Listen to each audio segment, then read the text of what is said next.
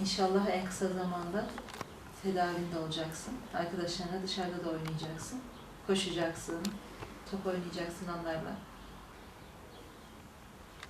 Tamam. Halı sahaya gideceğiz.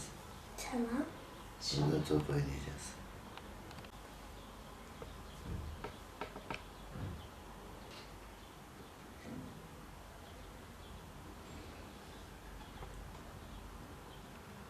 Ama yoruldum.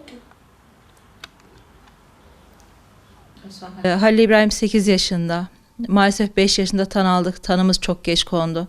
1,5-2 yaşında belirtilerimiz ortaya çıktı ama pandemiye denk geldiği için, evde kaldığı için, hareketsiz kaldığı için kasları güçsüzleşmiştir, hiçbir sorunu yok denip geri çevrildik. En sonunda gen tedavisinde Halil İbrahim'in SMA tip 3 olduğu ortaya çıktı. Tabii ki Rabbimin vermesi ama bunun bir çaresi var artık. Halil İbrahim'in tanısı konduğunda Zolgensma gen tedavisine uygun değildim maalesef. Şu an Halil İbrahim o kriterleri aştığı için uygun değildi ama şu an İtvisma adındaki ilaca uygun görüldü ve umudumuz İtvisma ve bunu da sizlerin sayesinde başaracağız inşallah. Biz Halil İbrahim sağlığına kavuşsun istiyoruz. Arkadaşları gibi o da okuluna devam etsin, yürüyebilsin, koşabilsin, oynayabilsin istiyoruz. Tek isteğimiz bu. Maalesef SMA ilerleyici kas hastalığı ve ilerisi çok kötü olan bir durum. Bunu bir anne olarak söylemek gerçekten çok zor ama sonrası çok kötü. Yürüme yetisini bile kaybedebilir, konuşma, yeme içme yetisini kaybedebilir. Biz bunu istemiyoruz. Onun için desteğinizi bekliyoruz. Herkesin maddi manevi desteğine ihtiyacımız var. Halil İbrahim'in sesini duyurursak hep birlikte bunu bir an önce başarabiliriz. Kampanyamızda 2 aylık bir süreç geçirdik ve %15'e ulaştık. Herkesten Allah razı olsun. Biz bir an önce ilacımıza kavuşmak istiyoruz. Tanımız geç kaldı ama ilacımıza daha geç kalmak istemiyoruz. Halil İbrahim gerçekten çok zeki, başarılı bir çocuk. Sadece bedeni izin vermiyor bunları yapabilmesi için. Çantasını bile ben taşıyorum. Servisçi abilere yardım ediyor. Öğretmeni sağ olsun okulda 2. annesi. Allah razı olsun. Arkadaşları hepsi Halil İbrahim için çok güzel davranıyorlar. Ama bu hep böyle olmayacak. Akran zorbalığı diye bir şey de var, Allah korusun. Hep bu arkadaşlara devam etmeyecek. Onun için lütfen sesimizi duyun ve bize yardım edin. Bir anne olarak bu gerçekten çok zor bir durum. Bunu kelimelere dökmem imkansız. Benle empati kurun bile diyemiyorum ben kimseye. Ama Halil İbrahim'le empati kurun. 8 yaşındaki bir erkek çocuğunun her yerde koşup oynaması gerekirken, zıplaması gerekirken Halil İbrahim onları uzaktan izliyor maalesef. Lütfen Halil İbrahim'i düşünün. Herkes çocuk olmuştur. Onunla empati kurun istiyorum ben.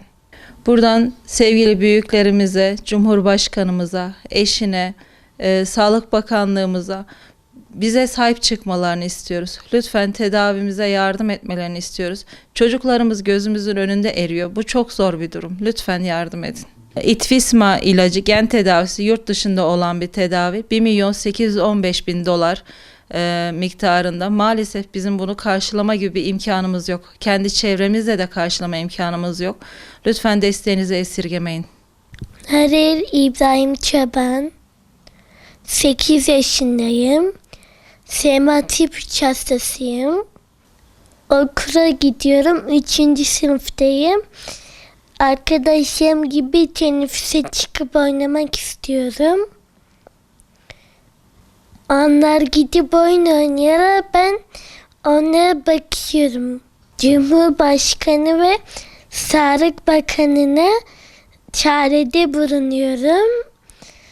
Lütfen bana sahip çıkın. Ben de arkadaşlarım gibi dışarı çıkıp oyun oynamak istiyorum. Merdivenlerden inerken çıkarken zorlanıyorum. Yürümekte güçlük çekiyorum. Lütfen sesimi duyun, iyileşmek istiyorum. O tanı konulduktan bu tarafa çocuğa uygulanacak ilacın Zolgensma adlı ilaca yaşı ve kilosundan dolayı uygun görülmedi. Şu anda da yeni Zolgensma ilacına uygun eşdeğerde istizma diye bir ilaca tanı kondu. O ilaçla da kampanya başlattık. Allah'ın izniyle sizlerin yardımı sayesinde kampanyamız tamamlanırsa çocuğumuz sağlığına kavuşacak.